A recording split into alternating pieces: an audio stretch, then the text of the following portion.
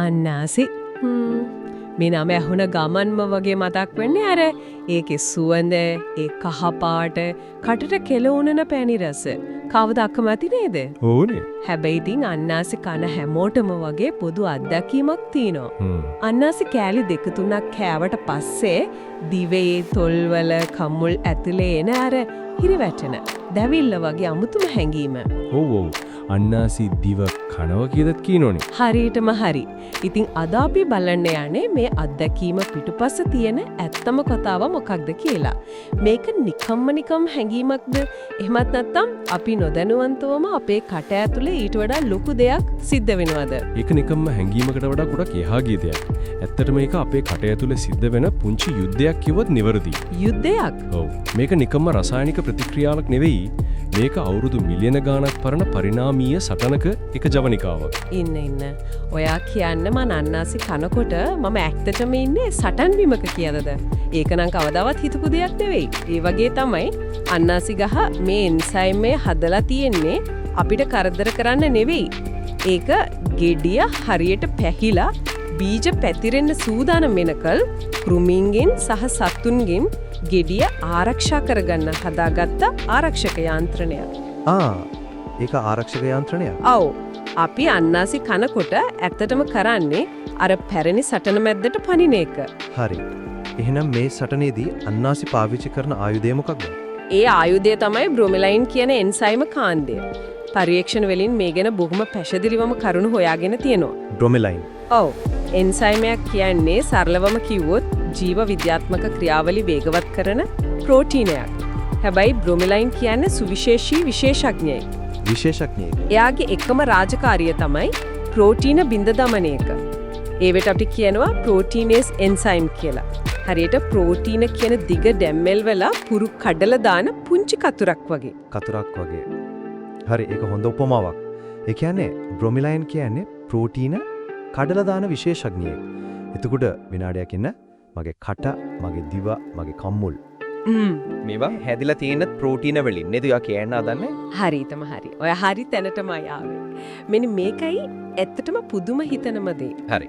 අපි අන්නාසි කෑල්ලක් කටේ දාලා හපනකොට කෙලත් එක්ක එකතු වෙන බ්‍රොමෙලයින් එන්සයිම් තමන්ගේ රාජකාරිය පටන් ගන්නවා. ඒ කියන්නේ ප්‍රෝටීන කඩන එක. ඔව්. ඒක අපේ දිවේ කමුල් වල මතු පිට තියෙන සෛලවල අඩංගු ප්‍රෝටීන බිඳ දමන්න ඉම නැත්නම් දිය කරන්න පටන් ගන්නවා. මොකද?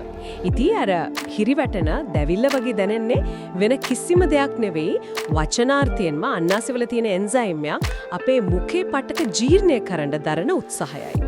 ඒ කියන්නේ මම අන්නාසි කන අතරතුරේ අන්නාසි තපහුව මාව කන්න හදනවා වගේ වැඩක්ද මේ වෙන්නේ? ඒක ටිකක් නාටකීය විදියට ඇහුනට රසායනිකව බැලුවම වෙන්නේ ඒක තමයි. ඒක නම් මැදහ ගන්නත් බෑ. ඊට පස්සේම අන්නාසි දිහා බලන්නේත් වෙනස් විදිහකට. මේක තේරුම් ගන්න තවත් හොඳ උදාහරණයක් තියෙනවා. සමහර අය මස් උයද්දී ඒක ඉක්මනට මෘදු කරගන්න අන්නාසි කෑලි එකතු කරනවා නේද? ඕ මීට් ටෙන්ඩරයිසර් එකක් වගේ. හරියටම එතනදි වෙන්නේත් මේ දෙයමයි. බ්‍රොමෙලයින් එන්සයිමය මස්වල තියෙන තද ප්‍රෝටීන බන්ධන කඩලා දාලා මස් එක මෘදු කරනවා. හරි. ඉතින් අපේ කට ඇතුලේ වෙන්නේත් හරියටම ඒ ක්‍රියාවලියම තමයි. ඒ කියන්නේ මං අන්නාසි කන හැම වෙලාවකම මගේ කට ටෙන්ඩරයිස් වෙනවා. දෙයියනේ මට දැන් මංගනම දුකිතෙනවා. හරි. එතකොට මට තව ප්‍රශ්නයක් තියෙනවා. මේ වැඩේ කරන්නේ අන්නාසි විතරක්ද? එහෙමත් නැත්නම් මගේ පළතුරු සලාදය කියන්නේ රහසිගත රසායනික යුද පිටියක්ද? ඒක හොඳ ප්‍රශ්නයක්. නෑ, අන්නාසි තනියම නෙවෙයි. මේ වගේ ප්‍රෝටීන බිඳ දමන එන්සයිම තියෙන පළතුරු පවුලක්ම ඉන්නවා. ඒවද? ඔව්, උදාහරණයක් විදිහට ගස් ලැබු වල තියෙනවා පැපේන් කියලා එන්සයිමයක්. කිවි පළතුරේ තියෙනවා ඇක්ටිනිඩින්. අත්තිකවල ෆිසේන් කියලා එකක් තියෙනවා. මේ හැමෝම තමන්ව ආරක්ෂා කරගන්නයි ගෙඩි ඉදවන්නයි මේ වගේ රසායනික මෙවලම් කට්ටලයක් පාවිච්චි කරනවා. හැබැයි ඒ අතරින් බ්‍රොමෙලයින් තමයි සැරටම දැනෙන්නේ නේද? ඔව්. අපිට ඒකේ ක්‍රියාකාරීත්වය හොඳටම දැනෙනවා. ගස් ලැබු කෑවම සමහර වෙලාවිට පොඩි අමුත්තක් දැනුණට අන්නාසි තරම් සැරට දැනෙන්නේ නැහැ. ඒක නෑ ඇත්ත. හරි. දැන් මම මේ ඔක්කොම අහගෙන ඉඳලා ටිකක් විතර බය වෙලා ඉන්නේ. මගේ කට ඇතුලේ පටක දිය කරනවා ජීර්ණය කරනවා කියන්නේ ඇතරම මේක භයානක නැද්ද?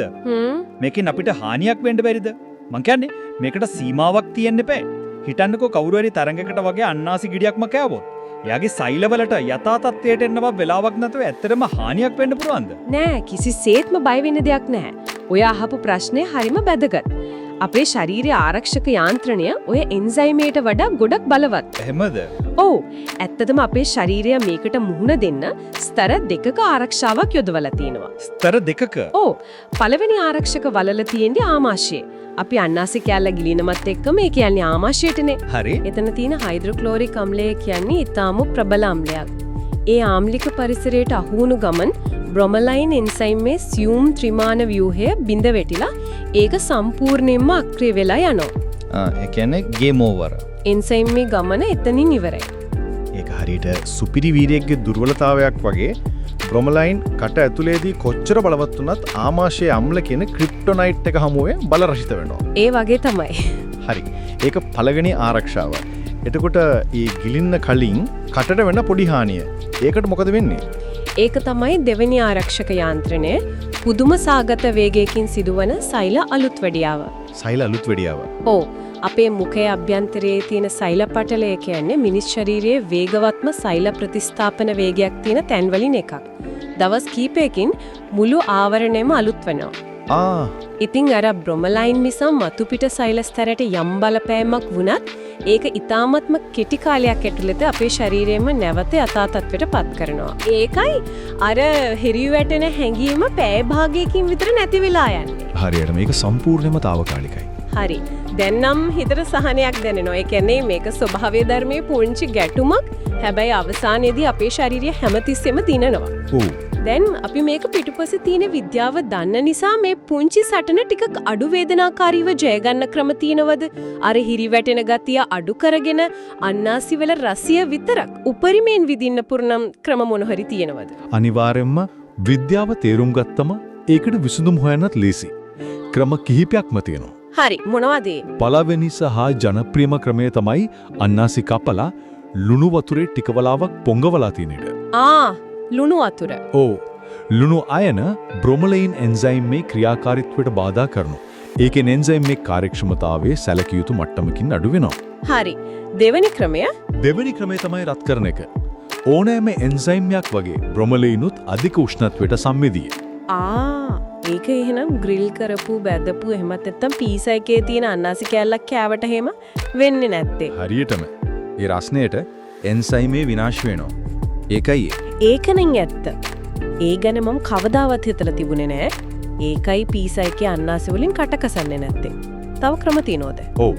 තවත් දෙයක් තමයි අන්නාසි, යෝගර්ට්, චීස් වගේ කිරි ආහාර එකට කන එක. කිරි ආහාර? ඔව්. එතකොට බ්‍රොමලයින් අපේ කටේ තියෙන ප්‍රෝටීන වලට පහර දෙන්න කලින් කිරිවල තියෙන කේසීන් කියන ප්‍රෝටීනයත් එක්ක ප්‍රතික්‍රියා කරන්න පටන් ගන්නවා. ඒක හරියට එන්සයිමේට වෙනත් ඉලක්කයක් දෙනවා වගේ වැඩක්. ඒකත් හොඳ ක්‍රමයක්. තවත් වැදගත් දෙයක් තමයි අන්නාසි ගෙඩිය බ්‍රොමලයින් වැඩිපුරම සාන්ද්‍රණය වෙලා තියෙන ගෙඩියේ මැද තියෙන දඬු වගේ කොටසේ සහ ගෙඩියේ නටුවේ. අර ගැටේ වගේ තියෙන කෑල්ලේ. ඔව්. ඉතින් අපි හොඳට ඉදුණු ගෙඩියක් තෝරගෙන ඒ මැද දණ්ඩ අයින් කරලා කෑවම ඒ අත්දැකීම ගොඩක් දුරට අඩු කරගන්න පුළුවන්. වව්. ඒක නම් හරිම ප්‍රයෝජනවත් උපවෙස් ටිකක්. ලුණු වතුර රත් කිරීම, කිරි ආහාර සහ මැද දණ්ඩ අයින් කරන එක.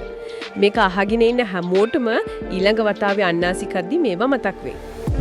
හරි. එතකොට මේ බ්‍රොමලයින් කියන ප්‍රබල එන්සයිමය තනිකරම කරදරකාරයෙක් විතරද මේකෙන් කිසිම හොදක් නැද්ද? කොහෙත්ම නෑ. ඒක තමයි පුදුමම දේ.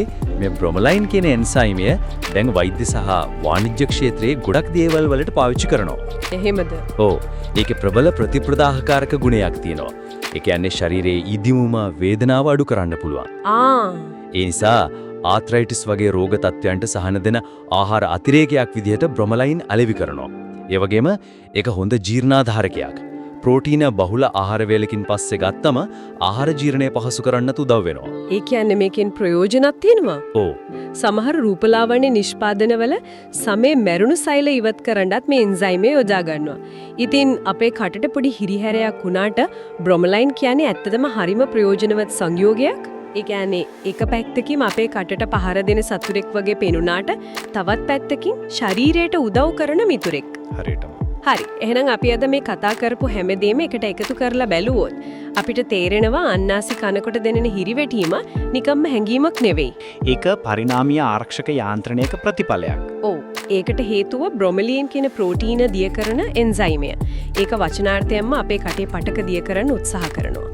ඒත් ඒක භයානක නැහැ. මොකද අපේ ආමාශයේ තියෙන අම්ල වලින් ඒ එන්සයිමය විනාශ වෙනවා. වගේම අපේ මුඛයේ සෛල ඊටාම වේගෙන් නැවත අලුත් වැඩයා වෙනවා. ඒ වගේම ලුණු වතුරේ පොඟවන එක, රත් කරන එක, එහෙමත් නැත්නම් ගෙඩියේ මැද දණ්ඩ අයින් කරන එක වගේ සරල ක්‍රමවලින් මේ අත්දැකීම අවම කරගන්නත් පුළුවන්. ඔව්. අවසානයේදී මේ කරදරකාරයා වගේ පේන බ්‍රොමලයින් වෛද්‍ය විද්‍යාවේදී ප්‍රයෝජනවත් මිතුරෙක් විදියකට වැඩ කරනවා. හරියටම මේක අපි එදිනදා අත්විඳින දෙයක් පිටුපස්සේ තියෙන කොයිතරම් ගැඹුරු සංකීර්ණ කතාවක්ද කියලා හිතනකොට පුදුමයි. ඔව් මේක ආහාරයක් සහ එය කන ජීවිය අතර තියෙන අන්තර්ක්‍රියාවක් විතරක් නෙවෙයි. ඒක සෝබාදහමේ රසායනික භාෂාව තේරුම් ගන්න ලැබෙන අපූර්ව අවස්ථාවක්. ඒක ඇත්ත. ඒක සෝබාදහමේ හැමතැනම සිදුවෙන අදෘශ්‍යමාන සංවාදයක්. එහෙමත් නැත්නම් සටනක්.